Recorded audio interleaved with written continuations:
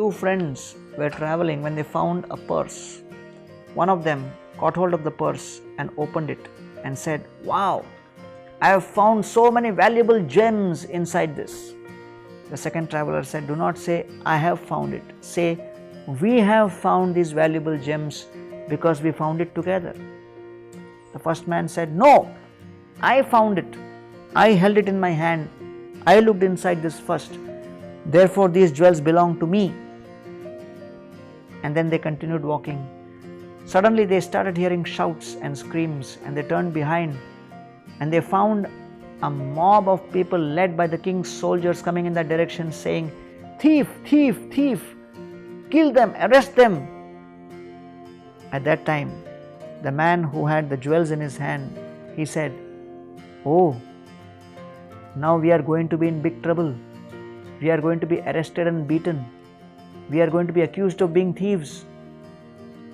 The second friend said, "Sorry, don't say we, because you were unwilling to share your fortune with me. Now you please go through the misfortune of being arrested and beaten up and punished yourself only. So please say that I will be arrested, I will be beaten, not we."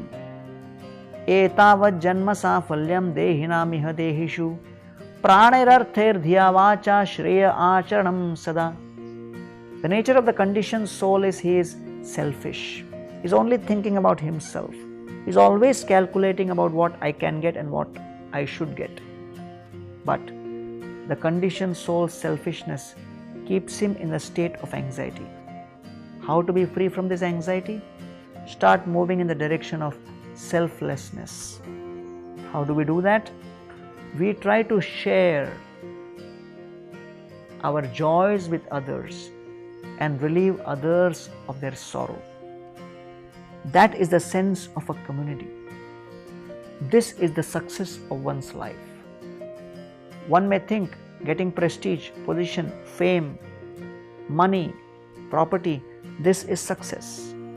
This may appear to be success from the material perspective, but the real success in life from the perspective of Krishna is defined by Krishna himself in the Srimad Bhagavatam. Etavat janma safalyam dehinam iha dehishu.